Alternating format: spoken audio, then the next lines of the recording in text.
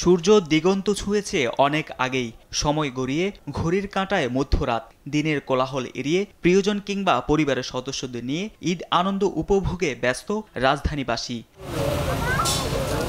দর্শনার্থীদের আনাগোনায় ঈদের তৃতীয় দিনের মধ্যরাতেও কর্মচাঞ্চল্যে ভরা রাজধানীর মানিক মিয়া এভিনিউ। ছোট বড় সব বয়সী মানুষের উপস্থিতিতে মুখরিত পুরো এলাকা।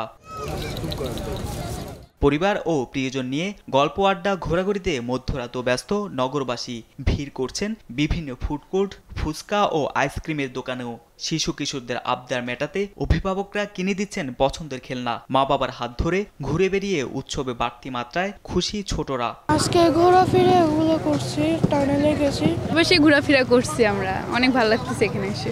আমি ঢাকায় থাকি না, বাট এই প্রথম আসলাম, ভালো লাগে। গল্প আড্ডার পাশাপাশি মধ্যরাতেও কেউ কেউ চড়ছেন ঘোড়ার গাড়িতে। পরিবারের সদস্যদের সঙ্গে ঈদ আনন্দ ভাগাভাগিতে উচ্ছ্বসিত বড়রাও।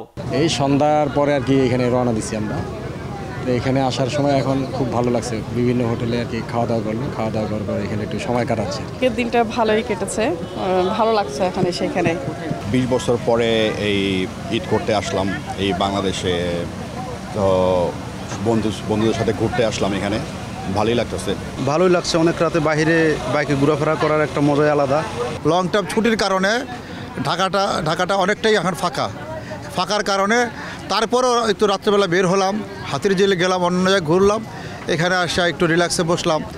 এটার মধ্যেই দিয়ে আমরা ঈদ আনন্দ করার চেষ্টা করতেছি আর কি। ভালো লাগছে, শ্বশুর শাশুড়িকে নিয়ে আসলাম। এটা আমার শ্বশুর শাশুড়ির সেকেন্ড টাইম ঈদ, খুব ভালো লাগতেছে। ঈদ উপলক্ষে রাতে দর্শনার্থীদের চাপ সামলাতে ব্যস্ত ক্ষুদ্র ব্যবসায়ীরা। বেড়েছে বেচা বিক্রিও। অনেক ভালো সেল হচ্ছে, আর এখন তো আপনার ঈদ সিজন, তো তাই হচ্ছে আপনার অনেক মানুষ আসতেছে। আর মোটামুটি হচ্ছে মাগরিবের সময় ওপেন করি, আর যতটুকু পর্যন্ত আর কি কাস্টমার আনাগোনা থাকে তখন পর্যন্ত। যান্ত্রিক শহরের কর্মব্যস্ত জীবনে ঈদের ছুটিতে উৎসবের আমেজ প্রিয়জন ও পরিবারের মধ্যে ছড়িয়ে দিতে ব্যস্ত নগরবাসী। নেই নিরাপত্তা নিয়েও কোনো শঙ্কা। তারেক মাহমুদ সুজন, দেশ টিভি, ঢাকা।